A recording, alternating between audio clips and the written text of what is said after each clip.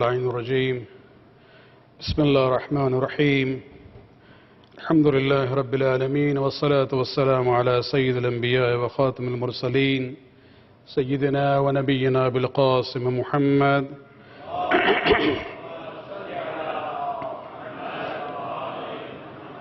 وعلى أهل بيته الطيبين الطاهرين المعصومين واللعنة الدائمة الباقية على أعدائهم من الآن إلى قيام يوم الدين. أما بعد، فقد قال الله سبحانه وتعالى في كتابه الكريم: يؤتي الحكمة من يشاء ومن يؤت الحكمة فقد أوتي خيرا كثيرا. صلوات.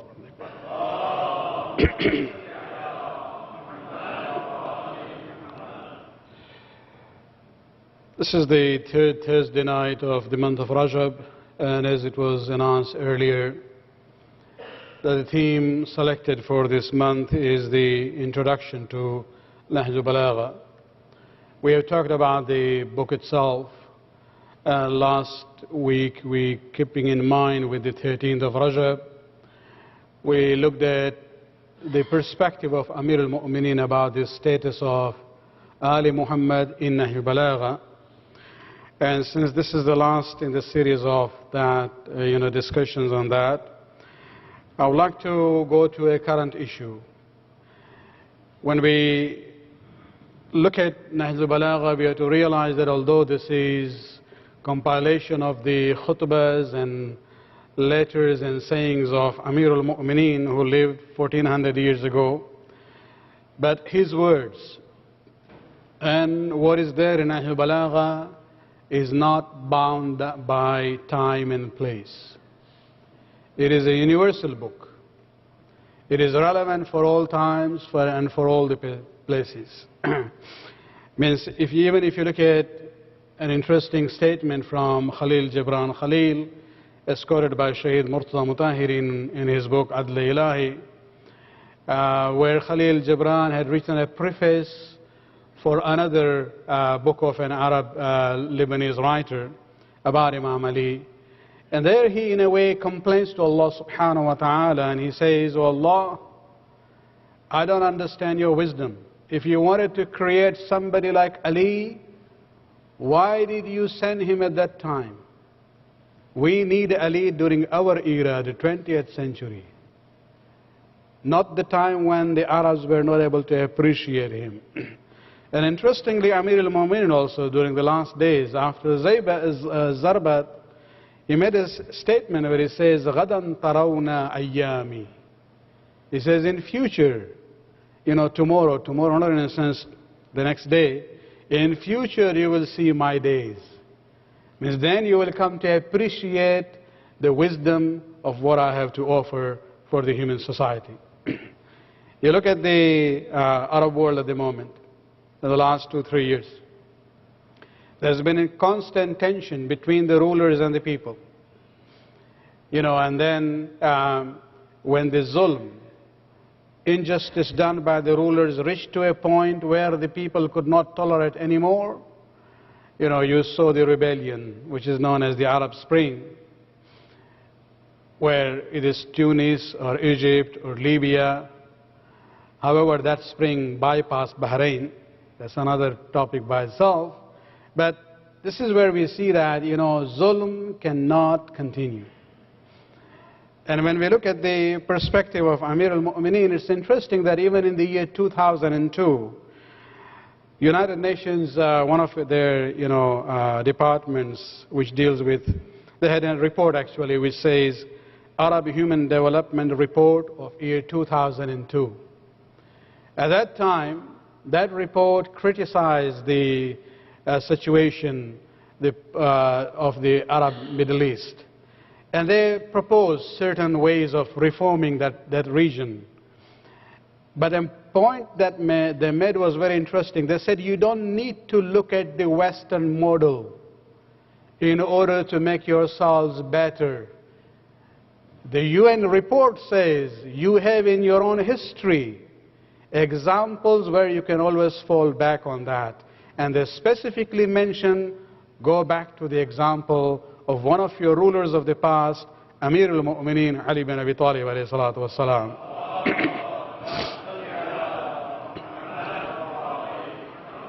Under Chapter 7 of that report, under the subtitle, Liberating Human Capabilities, Governance, Human Development and the Arab World, they actually even have given quotations from the letter that Imam Ali wrote to Malik Ashtar on the whole system of governance from the Islamic perspective. You know, it's a topic by itself, but I have to summarize that, you know, in half an hour Thursday night's program. So I'll try to do best what I can do. Let us start with this question. From the perspective of Amir al-Mu'mineen, what is a government? Is the government or governance is an aim in itself, or is it a means to something else? You will see if you study Nahjul Balagha, whether it is the letter that Ali wrote from Malik Ashtar or his own example, you will see very clearly that governance is not an aim and objective by itself. It is a means to reach to the concept of justice in society. The function or the mandate of a government is basically to deliver a just rule among the people. Even Anbiya, if you look at Surah Hadid, ayat number 25 of that, Allah subhanahu wa ta'ala, where He says, I send the Anbiya, one of the reasons for sending the Anbiya, لَيَقُومَ النَّاسَ بِالْقِسْطِ, so that they may establish the people, the society, on the basis of justice, fairness, and equality. And so that is basically the purpose as far as government is concerned. Even in his letter to Malik Ashtar, Amir al-Mu'mineen, you know, emphasizes this point to Malik Ashtar, where he says, أنصف الله وأنصف الناس من نفسك ومن خاصة أهلك ومن لك فيه حوا من رعيتك فإنك إلا تفعل تظلم. He says, oh Malik Ashtar, you know, exercise justice for the sake of Allah subhanahu wa ta'ala. You know, do justice with people, even if it is against yourself, against your near and dear ones, even if it is against those citizens whom you like, your own friends or circle. And if you don't maintain justice in this way, فَإِنَّكَ إِلَّا تَفْعَلْ, if you don't do this, تَظْلِمْ, you are being unjust. And then he goes on to say, whoever is unjust to the servants of Allah subhanahu wa ta'ala, Allah will be his opponent, not the people.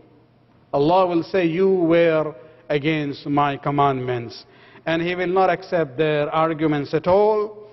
And Allah will consider that person to be harban hatta yanza'a wa yatub.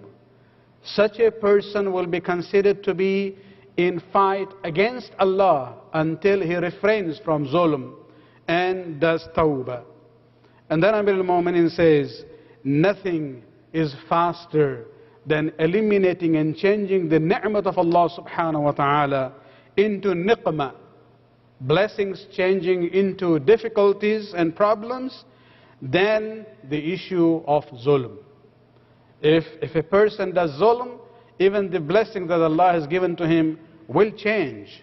And because Allah subhanahu wa ta'ala listens to the dua of the Mazlumeen, and He is always watching those who are zalimeen. This is from the letter of Ali to Malik Ashtar. Salawat.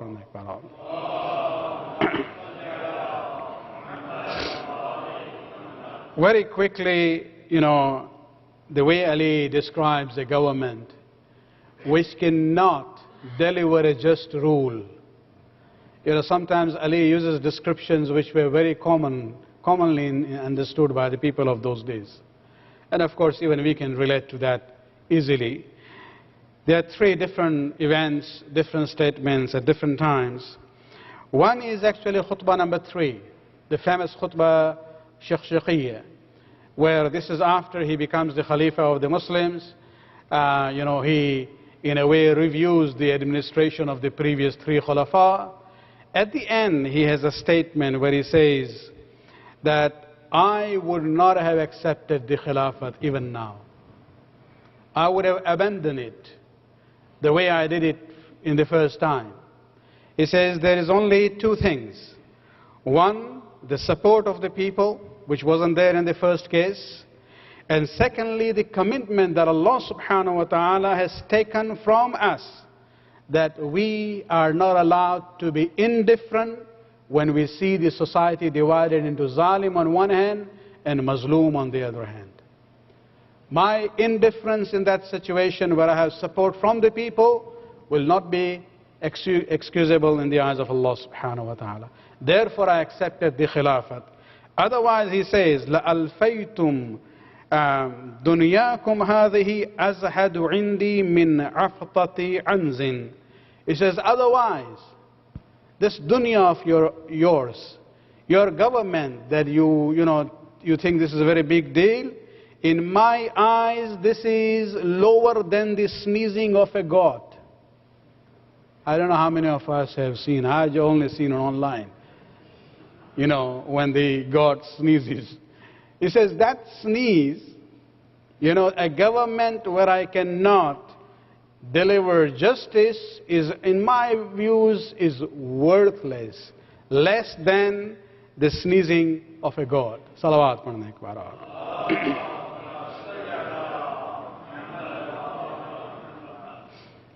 Another very similar example, this is not from Nahjul Balagha, but very on the same theme, and this is from Kitab al-Irshad of Sheikh Mufid, narrating the Khilafat of Amir al-Mu'mineen. When Amir al-Mu'mineen was going towards Basra, he stopped in a place called Rabza. And while his army had camped there, a Hajj caravan was coming back to Kufa. When they was told that this is the campsite of Ali's army, they diverted their route, they went there, they said, we want to see Ali. And who wouldn't want to go and see Ali? And so they were sitting there outside the tent. Abdullah ibn Abbas, the cousin and the close companion of Ali, goes to the tent to inform Ali that some of the Muslims are outside waiting to see you. And he says, when I went inside, just think about it. He is Amir al-Mu'mineen, he is Khalifat al-Muslimin, he is ruler of the Muslim empire of the time. What did Abdullah ibn Abbas see him doing?